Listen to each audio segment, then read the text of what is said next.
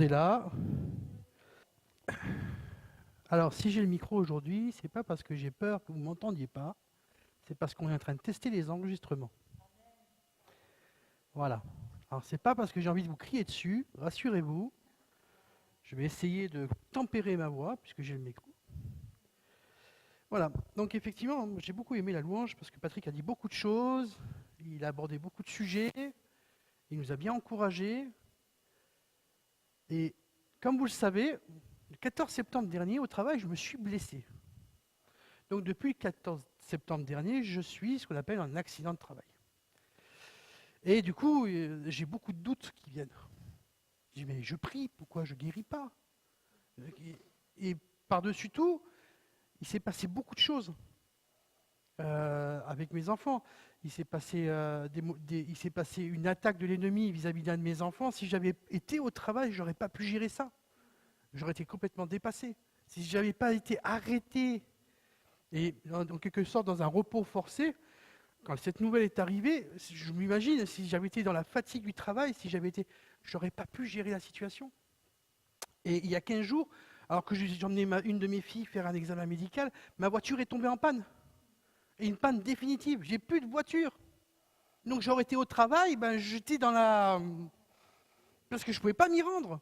J'ai personne qui habite dans mon secteur à mon travail. J'aurais pas pu faire de covoiturage. Alors à moins d'y aller à pied en partant 4 heures avant, et mettre 4 heures pour rentrer, j'aurais pas pu, parce qu'il n'y a pas de train à 6 heures du matin pour me rendre à mon travail. Et là, je me dis, quand même, il se passe quelque chose là. Moi, je vois quelque chose en disant, je ne comprends pas, et le Seigneur dit, moi, je savais, je connaissais. Et tu as envie de lui dire, mais si tu savais, pourquoi tu n'es pas intervenu? Pourquoi tu as laissé faire? Mais c'est parce qu'il n'est pas là pour nous éviter les tempêtes. Il est là pour les calmer. Il n'est pas là pour nous faire un écran protecteur.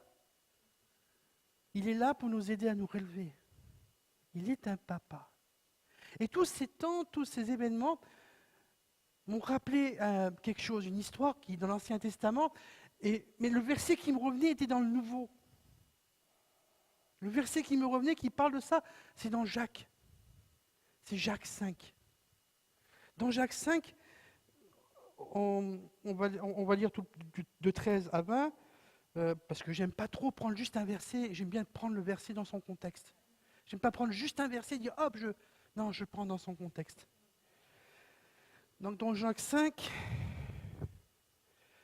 verset 13, Jacques, il commence par « Quelqu'un parmi vous est-il dans la souffrance qu'il prie? Quelqu'un est-il dans la joie qu'il chante des cantiques? Quelqu'un parmi vous est-il malade qu'il appelle les anciens de l'Église et que les anciens prient pour lui en loignant d'huile au nom du Seigneur? La prière de la foi sauvera le malade et le Seigneur le relèvera. S'il a commis des péchés, il lui sera pardonné. Confessez donc vos péchés les uns aux autres et priez les uns pour les autres afin que vous soyez guéris. La prière fervente du juste est d'une grande efficace. Voici le verset qui nous intéresse, verset 17. Élie était un homme de la même nature que nous. Il pria avec instance pour qu'il ne plût point, et il ne tomba point de pluie sur la terre pendant 3 ans et 6 mois. Puis il pria de nouveau, et le ciel donna de la pluie, et la terre produisit son fruit. Mes frères, si quelqu'un parmi vous s'est égaré loin de la vérité, qu'un autre l'y ramène, qu'il sache que celui qui ramène un pécheur de la voie où il était égaré sauvera une âme de la mort et couvrira une multitude de péchés. Amen.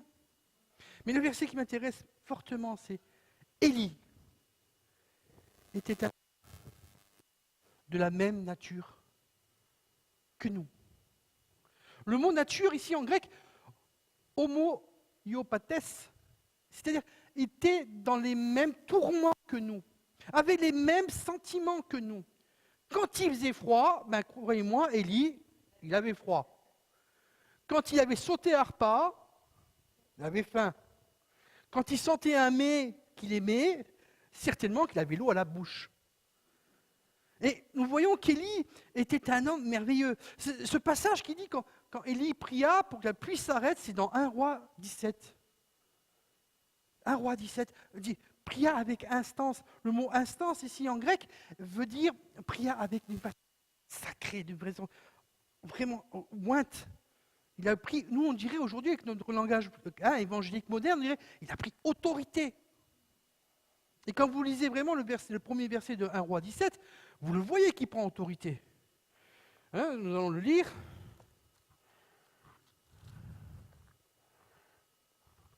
Premier livre des Rois, chapitre 17. Élie le Tishib, l'un des habitants de Galaad, dit à Akab, l'Éternel est vivant, je dis d'Israël dont je suis le serviteur, il n'y aura ces années-ci ni rosée ni pluie, sinon à ma parole. Il a payé pendant 3 heures. Voilà, il a prié pendant 4 jours. Hein. Non, Akab, je suis serviteur de l'Éternel. La pluie, la rosée, la brume, terminé, jusqu'à ce que j'ordonne que ça revienne. Est-ce que ce n'est pas une parole d'autorité, ça? Non, sérieusement. De foi, mais d'autorité. Il était ancré dans ce que Dieu lui a dit. Et là, Dieu va dire, maintenant je vais te cacher quand même, parce que le Akab, il va peut-être te chercher. Donc il envoie un torrent. Taureau, c'est une fois par an, de temps en temps dans le village, il en a 3 ou 4. Il va les envoyer un torrent. Et vraiment, cet homme de même nature que nous, déjà, premièrement, qu'est-ce qu'il a fait? Allez, Élie, on va faire un peu le bilan là. Mon Élie, t'as fait quoi? Oui, c'est vrai. Mais il faut bien se rendre compte que ça, c'est vraiment l'événement, quand on parle d'Élie, on parle des prophètes de Jézabel. Hein, ça, c'est vrai que c'était un événement. Et c'est vrai que c'est un événement que c'est cet événement-là qui me revenait quand on place à ma situation. Je dirais, mais quand même, Élie sur le Carmel, quel bonhomme.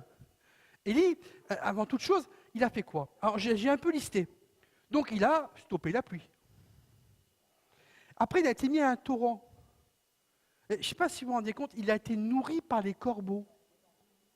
C'est qu'il a manqué de rien, Élie. Il s'est retrouvé face à une provision, mais qui était vraiment miraculeuse. Et quand cette provision est arrivée à son terme, puisqu'en fait, Élie avait prié pour qu'il n'y ait plus de pluie. Donc, arrivé à un moment donné, le torrent, il n'a plus produit d'eau. Ça, c'était quelque chose d'un peu de naturel. Hein. Il n'y a pas de pluie qui tombe, le torrent finit par s'arriver. Dieu l'envoie vers une veuve. Cette veuve dit, je ne peux pas te nourrir, j'ai plus rien. Élie rentre dans la maison de la veuve, il y apporte quoi? L'abondance. Puisque la farine et l'huile n'ont point manqué. Je ne sais pas si vous imaginez. Et donc, pendant 3 ans et 6 mois, il est resté dans la maison de cette veuve. Puis pendant 3 années, le pot, il n'a pas manqué. Le vase n'a pas manqué d'huile, le pot n'a pas manqué de farine. Je trouve ça extraordinaire quand même. C'est un homme de la même nature que vous et moi. Et dans cette maison, il y a eu un drame. Le fils est mort. Alors Élie, il a pris une pelle, il a creusé une tombe pour qu'on puisse... Ah non, c'est vrai. Il l'a pris, il l'a monté à l'étage, dans la chambre haute. Il a prié son Dieu avec instance. Et il s'est passé quoi? Il a ressuscité l'enfant. Et effectivement, là vient le moment où Dieu dit... Non, c'est même pas Dieu, c'est Élie qui dit à Akab. Fais venir là tes prophètes des Baals, les 450, là, amène-les. Et puis tu sais quoi? Amène les 400 d'Astarté aussi. Viens, on va au Carmel. Convoque le peuple. Hein. Hey, oh. C'est pas toi entre toi et moi. Hein. Convoque le peuple. Amène 2 taureaux. Les prophètes de Baal, là, venez. Les gars, venez. Bon. Vous êtes les plus forts, les plus nombreux. Hein. Alors je voulais choisir le plus beau taureau. Prenez celui que vous voulez. Préparez-le. Apprêtez-le. Mettez-le sur l'autel. Mais que ce soit votre Dieu qui consume l'offrande. Et moi j'imagine un peu les prophètes de Baal qui commencent à préparer le taureau. Moi j'aime beaucoup, Élie quand il fait ça, il me fait beaucoup penser au papa de Gédéon. Hein. Vous vous rappelez ce qu'il avait fait le papa de Gédéon quand Gédéon a détruit les autels de Baal, que tout le monde voulait le tuer là? Hein, il faut relire un peu les juges. Hein. Oui, il a détruit, mais les gens du village sont mis en colère parce qu'il avait détruit Ils ont été saisis. Le père de Gédéon, il leur a dit quoi? Si Baal est un dieu, qu'il se fasse justice lui-même. Et je pense qu'Élie, il est un peu dans la même logique. Il dit, puisque votre Dieu, vous dites que votre Dieu est vivant, mais qui consume lui-même l'offrande. Et on connaît tous l'histoire. C'est une histoire qui a été beaucoup prêchée, annoncée. C'est une histoire qui a fait beaucoup de messages sur ce passage. Hein, on le connaît tous, là. Alors les prophètes de Baal sont là, ils préparent le taureau, et ils commencent à faire des imprécations, et ils dansent, ils appellent leur Dieu, ils commencent à se faire des scarifications, ils se fouettent, ils se font saigner. Non, c'est le taureau qu'il faut, c'est pas toi, le taureau. Et lui, il est là, à un moment donné, il fait, oh, mais écoute, criez plus fort, les gars, je sais pas, c'est votre Dieu, peut-être qu'il est occupé. Il fait la sieste, il est sur Netflix. Ouais, il doit regarder Narcos, la dernière saison, donc peut-être occupé, ou je sais pas, et puis il se passe rien. Et là, il dit, bon, maintenant je m'en occupe moi, je peux m'aider. Il appelle des gens du peuple, ramenez-moi 12 pierres, il fait un hôtel, ça tout le monde connaît, il fait faire la petite fosse, hein, il prépare le boire. Puis il dit, allez, des seaux d'eau, et on vous remplissez, mais là, il faut que la petite fosse, là, il faut que ce soit plein. Et là, il fait quoi, Élie? Il affronte les affaires il fait descendre le feu du ciel. Ma soeur, t'as déjà fait descendre le feu du ciel, toi? Pourtant, tu es de la même nature qu'Élie. Puisqu'Élie, Jacques me dit, Élie était un homme de la même nature que nous. Les prophètes de Baal, ils étaient de la même nature qu'Élie. Ils sont ici, eux? Non. Non, non.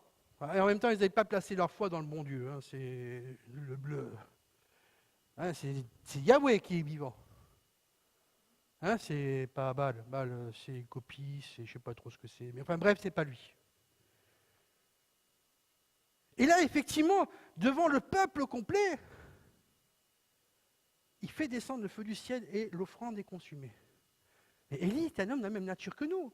Et il fait quoi aux 450 prophètes de Baal? Ouais, t'as vu, hein, c'est... Là, par contre, quand je lis le passage, je me rends compte que c'est ça. Dieu, il n'avait pas demandé de le faire, ça. Et je me demande que ceux d'Artaxerxès, à mon avis, ils ont dû y passer aussi, hein, en passant. Hein. Mais bon, ça, la Bible ne précise pas, mais là, je suis en costaud, là, je me sens fort, je suis bien rempli de l'Esprit de Dieu. Et là, qu'est-ce qui se passe pour Élie? Là, ça commence un peu à aller un peu moins. Là, il y a Jézabel, elle entend de la bouche d'Akab. Ah non, pas tout de suite, c'est pas tout de suite ça.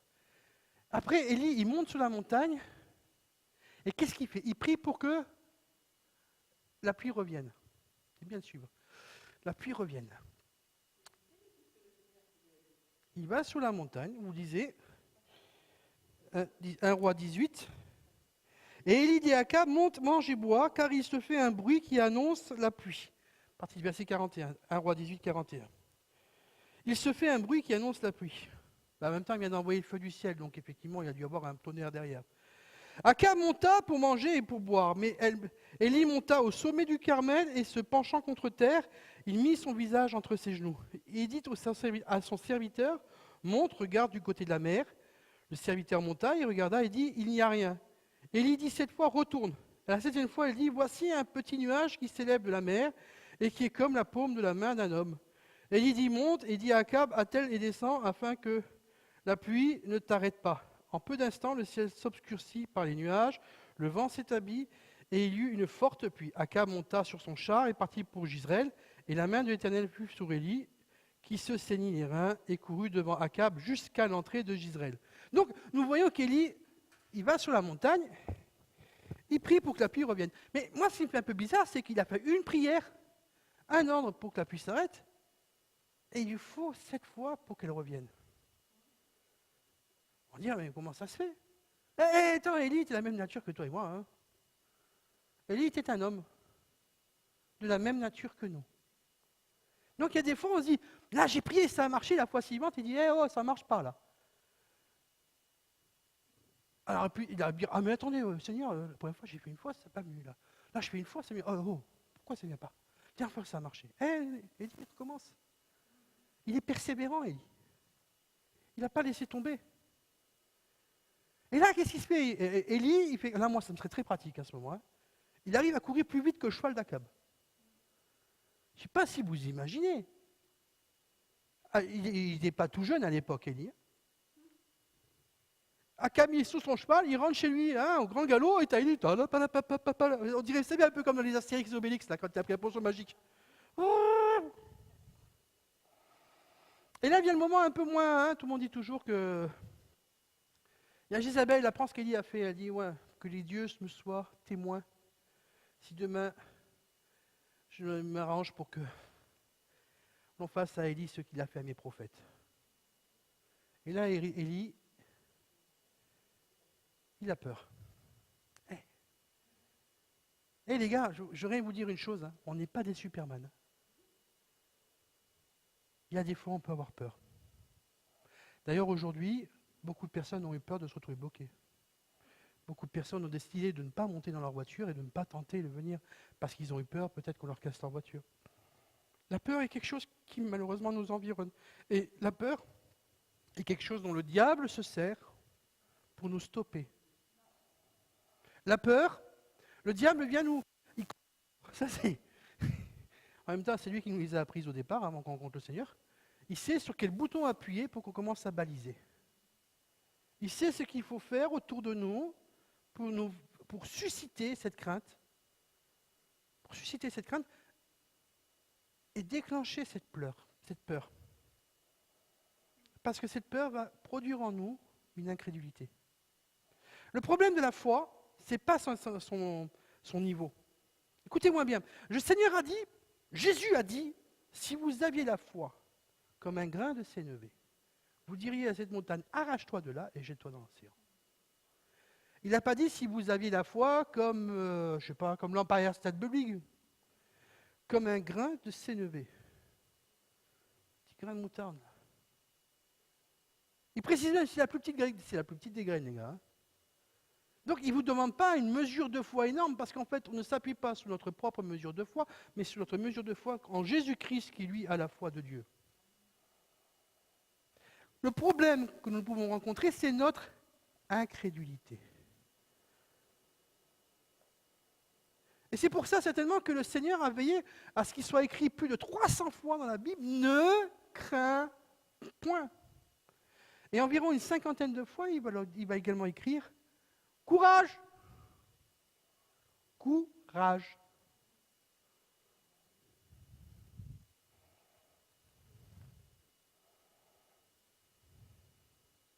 Élie dans la dépression. Eh oui, il part dans le désert, il fuit Jézabel. Là, on est arrivé à 1 roi 19, hein, on va vite. Hein. Il fuit, il va dans le désert. À un moment donné, il s'arrête, il fait « J'en ai marre !» 1 roi 19.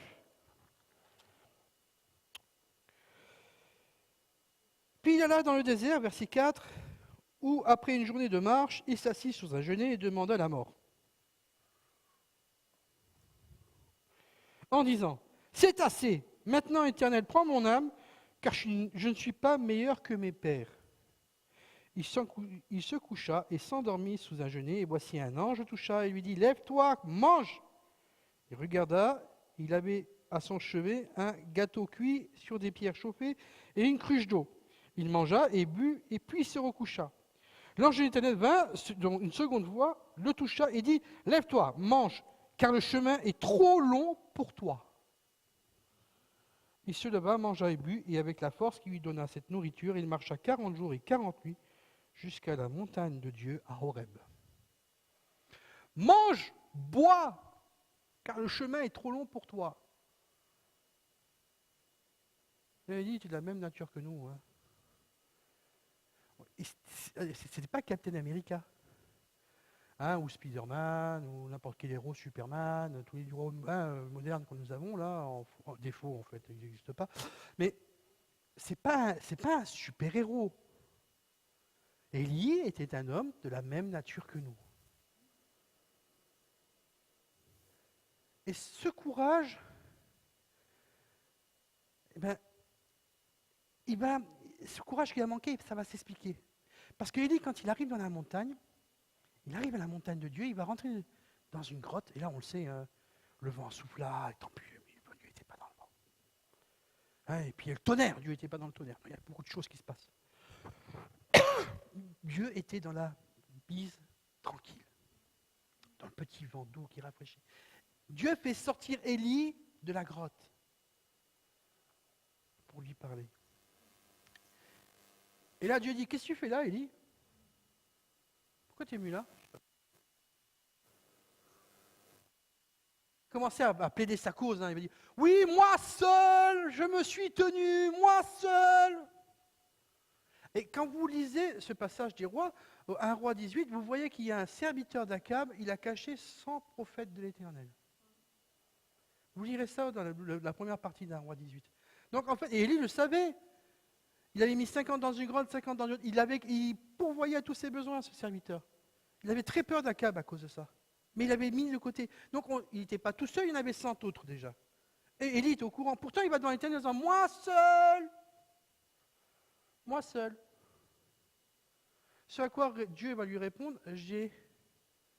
me suis réservé 7000 serviteurs, 7000 hommes qui n'ont pas plié le genou devant les Baals. Élie n'était pas seul en réalité.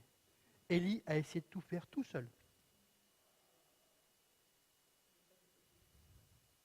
Il s'est vu comme étant capable à lui seul. C'est tellement qu'Élie il s'est tellement cru qu'il a peut-être qu'il était un juge d'Israël de nouveau. Parce qu'à l'époque des juges, effectivement, on voyait que les juges, ils travaillaient très souvent seuls. Mais là, ce n'était pas son même rôle, il n'était pas juge en Israël, il était prophète. Et là, on va venir un peu sur ce que Jésus nous enseigne. Jésus nous a appris que nous avons besoin de nos frères et sœurs. Moi, j'ai besoin de Patricou.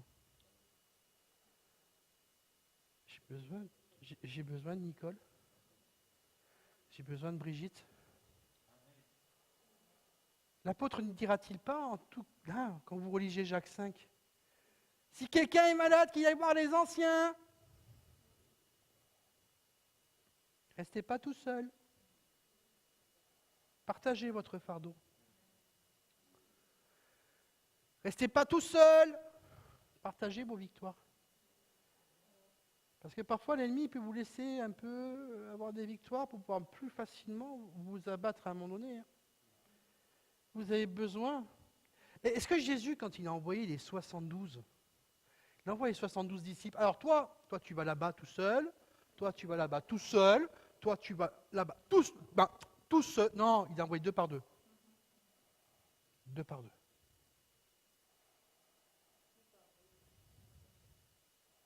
Jamais tout seul. Lorsque Jésus est monté à la montagne de la transfiguration, il a pris Pierre, Jacques et Jean.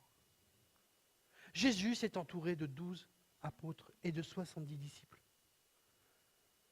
Jésus n'a pas fait les choses seul, bien que lui en était capable.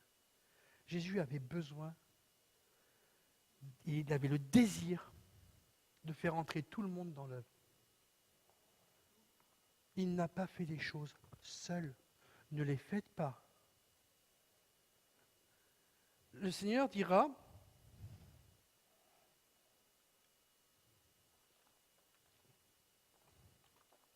en Jean 13, 35, à ceci on vous reconnaîtra par l'amour que vous portez les uns aux autres. En fait, c'est le moteur, c'est l'amour. L'apôtre Paul, dans Acte 28, au verset 15, Paul était à Corinthe, il n'était pas bien, il était avec ses disciples, et d'un seul coup, des frères sont arrivés. Et quand Paul les voyant, qu'est-ce qu'il fait Paul quand il voit arriver ses frères? Il rend grâce à Dieu et il prie courage. Paul était de la même nature que nous. Et l'apôtre Paul était de la même nature que nous. Il a eu des réussites. Il le dira lui-même dans certaines de ses épîtres. Il priait, tout se passait bien, il était dans l'abondance, ouais, super, ça marche super, et puis il y a des tempêtes, il y a des naufrages, de la persécution. Alexandre le forgeron m'a fait grand mal. Démas m'a abandonné. Pourtant, quelques épîtres avant, il était en train de dire, oh, quel compagnon d'œuvre! Démas m'a abandonné. Parfois, dans notre marche chrétienne, nous avons des frères et des sœurs qui sont de nos côtés et qui subitement change. Ne vous laissez pas décourager. Prenez courage, vous n'êtes pas seul. Vous n'êtes pas seul, et je sais, vous savez pourquoi je sais que vous n'êtes pas seul, combien même reste-t-il un seul disciple de Jésus sur la terre? Parce que Jésus a dit, allez dans le monde, ne craignez pas, j'ai vaincu le monde. Prenez courage, j'ai vaincu le monde. Mon frère, ma sœur, ce que je veux te dire ce soir, c'est que tu as la capacité de faire des choses aussi extraordinaires qu'a fait Élie. Jésus lui-même dira, vous ferez de plus grandes choses que moi. Et pourtant, vous êtes la même nature qu'Élie, parce qu'Élie était de la même nature que vous. Vous pouvez connaître des moments de dépression. Et si vous réfléchissez bien, notre Seigneur Jésus, notre modèle, lui-même à Gethsémani, a dû être fortifié également par un ange. Jésus à Gethsémani a connu un instant de dépression. Mon roi, mon Dieu, mon Seigneur, mon papa, s'il est possible que cette coupe s'éloigne de moi. Mais non pas ma volonté, la tienne. Nous avons été envoyés, nous avons été oints, nous avons été ressuscités en Jésus-Christ, parce que nous sommes morts à notre ancienne nature et nous sommes entrés dans notre nouvelle nature, dans notre nouvelle création. Pour la gloire du royaume. On n'est pas appelé à égorger des prophètes de Baal.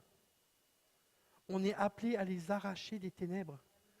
Dans Jacques 5, vous avez vu qu'il a dit que celui qui amène un pécheur sur le bon chemin, gloire à Dieu. Le ciel est en fait pour un pécheur qui se repent. Prenez courage. Et nous allons terminer avec une lecture dans 2 Corinthiens 4, à partir du verset 1. C'est une petite lecture que je vais vous faire pour vous encourager.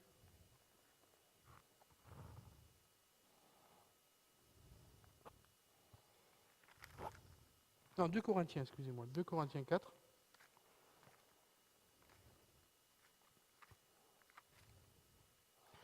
C'est pourquoi, frères, ayant ce ministère sous la miséricorde qui nous a été faite, nous ne perdons pas courage.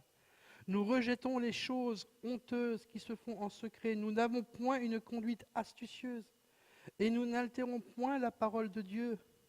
Mais en publiant la vérité, nous nous recommandons à toute conscience d'homme devant Dieu. Si notre évangile est encore voilé, il est voilé pour ceux qui périssent, pour les incrédules dont le Dieu de ce siècle a aveuglé l'intelligence, afin qu'ils ne visent pas briller la splendeur de l'évangile de la gloire de Christ, qui est l'image de Dieu. Nous ne prêchons pas nous-mêmes. Oui, nous prêchons pas nous-mêmes. C'est Jésus-Christ le Seigneur que nous prêchons. Et nous disons vos serviteurs nous nous disons vos serviteurs à cause de Jésus.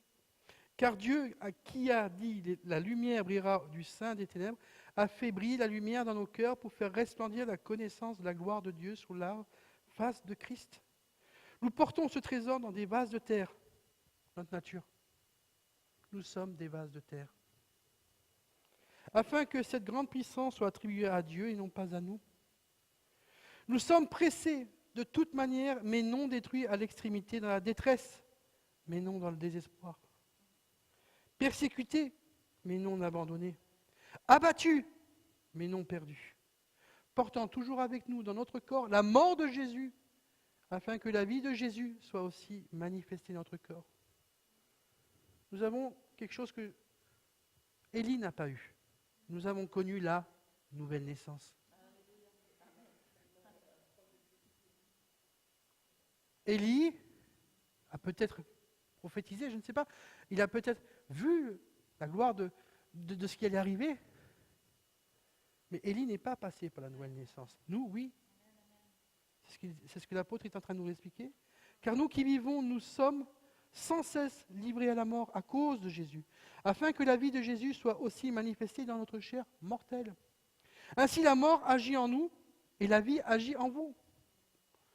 Et comme nous avons le même esprit de foi qui est exprimé Dans cette parole, j'ai cru, c'est pourquoi j'ai parlé. Nous aussi nous croyons et c'est pour cela que nous parlons. Sachant que celui qui a ressuscité le Seigneur Jésus nous ressuscitera aussi avec Jésus et nous fera apparaître avec vous dans sa présence. Car tout cela arrive à cause de vous, afin que la grâce, en se multipliant, fasse abonder à la gloire de Dieu les actions de grâce d'un plus grand nombre. On est appelé à la multiplication. Par notre vie, nous sommes appelés à ce que des gens disent « Oui, j'ai vu la gloire de Dieu dans la vie de Nicole, j'ai vu la gloire de Dieu dans la vie de Patrick. » Et vous vous rappelez quand je vous ai dit qu'Élie, il a ressuscité le fils de la veuve. Après la résurrection du fils de la veuve dira « Maintenant, je reconnais que tu es prophète de l'Éternel. »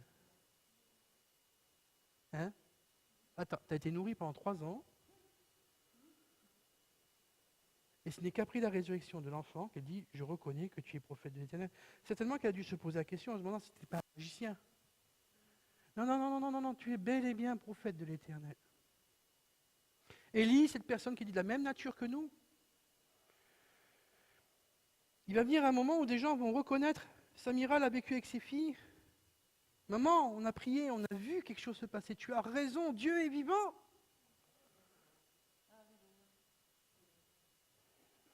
C'est pourquoi nous ne perdons pas courage. Et lors même que notre homme extérieur se détruit, notre homme intérieur se renouvelle de jour en jour. Nadia, tu te renouvelles de jour en jour. Ne m'inquiète pas. C'est valable pour moi aussi. Car nos légères affections du moment présent produisent pour nous, au-delà de toute mesure, un poids éternel de gloire, parce que nous regardons non point aux choses visibles, mais à celles qui sont invisibles, car les choses visibles sont passagères et les invisibles sont éternelles. Nous savons en effet que si cette tente où nous habitons sur la terre est détruite, nous avons dans le ciel un édifice qui est l'ouvrage de Dieu, une demeure éternelle qui n'a pas été faite de main d'homme. Aussi nous gémissons dans cette tente, désirant revêtir notre domicile céleste. Tiens, Élie, Seigneur, on ne peut plus, rappelle-moi. Il y a des fois aussi, nous aussi, on peut le dire, j'en peux plus, j'en ai marre. Mais regarde ces gens, comment ils sont, mais regarde, qu'est-ce qu'ils m'ont fait, mais j'en peux plus. Même nature. Nous soupirons et nous nous plaignons et nous gémissons.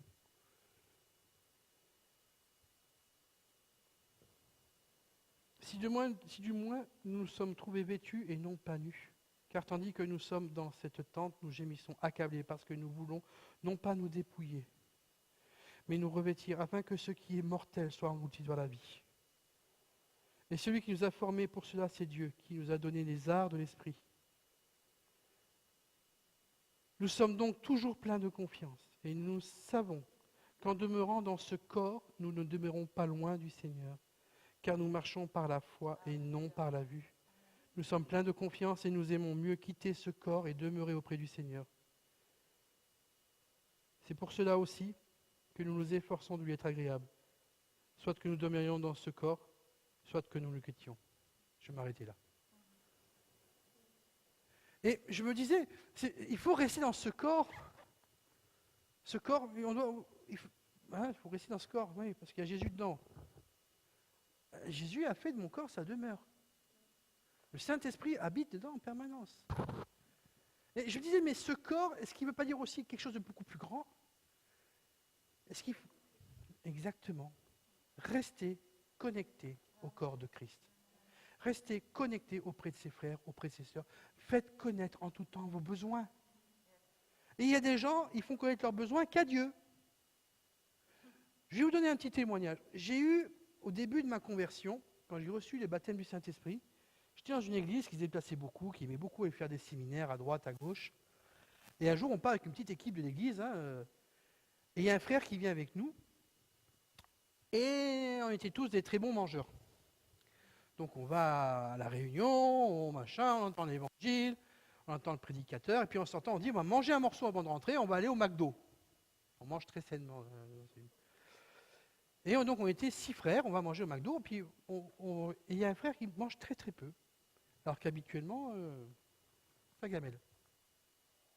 Il dit non, non, j'ai pas très faim, je mange avec mon épouse. Et donc on rentre, etc., on le dépose chez lui, donc moi, on a pris ma voiture, donc on dépose tout le monde. Je vais pour rentrer chez moi, et je me dis, mais comment ça se fait? Quelque chose qui ne va pas. Et le Saint-Esprit me dit, ça fait 2 semaines qu'ils n'ont plus d'argent, et ils se privent de tout pour nourrir leur bébé. Ils réservent tout le peu qu'ils ont pour acheter tout ce qu'ils ont besoin pour le bébé. Alors, je n'étais pas plus riche qu'eux. Moi, j'avais une carte passe, avec un petit crédit revolving dessus. J'ai fait demi-tour, je suis allé au distributeur, j'ai pris 500 €, et je leur ai donné. Et je leur ai dit, ils m'ont regardé avec des grands yeux comme ça, je dis, Dieu m'a tout dit. Je viens à votre aide. Mais ne recommencez pas quand vous êtes dans la détresse. Ne restez pas seul. Oui, Dieu entend, Dieu pourvoit. Un miracle est arrivé pour vous ce soir.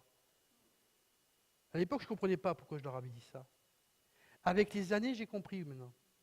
Le miracle pourvoit à un besoin particulier, à un instant particulier. Nous sommes appelés non pas au miracle, mais à la bénédiction. Nous devons devenir un miracle pour les autres. C'est ce que j'ai été pour ce frère ce soir. Ce soir-là, j'ai été un miracle pour lui. Il m'a dit, je te rembourserai. J'ai dit, si tu veux me rembourser, tu le mettras dans la caisse de l'église. C'était le trésorier de l'église. Je ne veux plus rien savoir de cet argent. Alors oui, c'était un crédit, j'ai remboursé les intérêts dessus, je n'étais pas mieux loti qu'eux. Mais ce soir-là, j'ai senti un appel en moi pour répondre à un besoin. Je ne suis pas là pour me glorifier, je ne suis pas là pour me mettre en premier. Ce que je suis en train de vous dire, c'est que la situation de ce frère et de cette sœur était grave et ils auraient dû la faire connaître à l'église.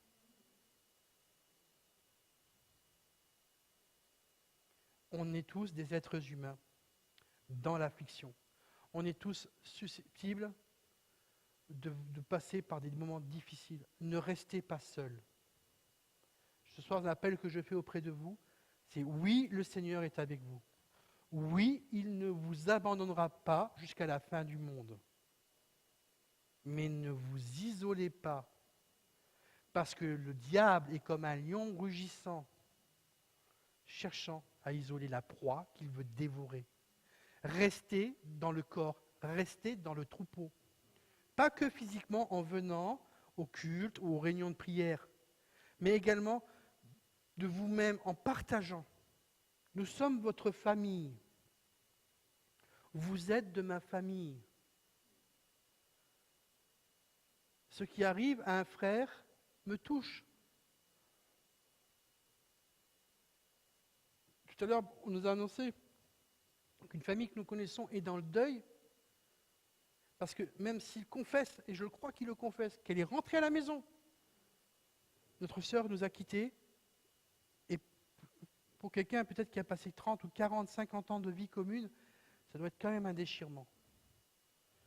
Ceux qui sont proches de ce frère doivent le soutenir, le visiter les malades, visiter les isolés, visiter les divorcés, inviter. Souvent, nous invitons dans un but de dire, viens écouter l'évangile, mais parfois les gens ont juste besoin qu'on les écoute. Ils ont juste besoin qu'on décroche. Oh, c'est encore lui. Oh non, il va encore se plaindre. Il y a des fois, il y a des gens, ils ont juste besoin de déverser. Ils ont juste besoin de s'épancher. Vous êtes là aussi. Le corps de Christ est aussi là pour parfois pour tendre une épaule pour quelqu'un qui pleure. On n'est pas là pour glorifier les actes du diable. Parfois la personne ne se rend pas compte de ce qu'elle est en train de faire. Mais d'un seul coup, il faut dire, mais j'ai une espérance pour toi. J'ai quelque chose pour toi. Vous l'avez fait tous ensemble. Il y a 15 jours pour cette famille qui était dans le besoin. Vous l'avez fait spontanément. Vous avez été un miracle pour eux. Mes sœurs, mes frères, vous avez été un miracle pour eux. Gloire à Dieu. Ce n'est pas de l'argent qui leur est apparu d'un seul coup sur le compte en banque, c'est quelque chose que vous avez, l'Éternel a pourvu pour vous et vous avez pourvu pour ces gens. Merci Dieu puissant. Merci Jésus, parce que tu nous as donné toutes ces choses alors que nous ne les méritions pas.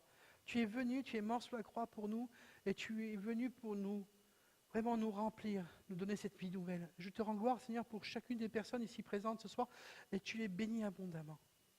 Seigneur Jésus, merci parce que tu nous as appris le courage, et tu ne nous quittes pas. Merci parce que tu ne nous demandes pas d'être des surhommes, mais des hommes ayant la foi.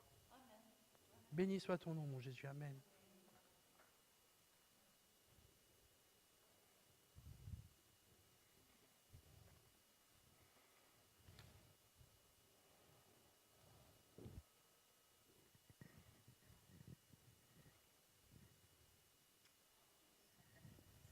On va prendre le pain et le vin sur ces paroles. Et justement, je vais reprendre le verset que tu as utilisé dans Corinthiens. À un moment donné, il est vraiment question. Et nous ne portons pas notre attention sur les choses visibles, mais sur les réalités encore invisibles. Car les réalités visibles ne durent qu'un temps, mais les invisibles demeureront éternellement. On est appelé à connaître des réalités invisibles et donc éternelles. Et je crois qu'en prenant ce pain et ce vin, on va véritablement se tourner vers la foi, se positionner vers la foi, en disant, il y a des réalités visibles autour de nous qui sont peut-être pas forcément toujours florichonnes et qui ont été le lot commun de Élie dont on a parlé, mais véritablement, nous, on veut regarder aux réalités invisibles, celles qui sont issues des promesses de notre Dieu, celles qui sont là, pour nous, des réalités de puissance, de guérison, de délivrance. Merci Seigneur, parce que tu nous as ouvert la porte vers les réalités invisibles, celles qui demeurent. Merci Seigneur.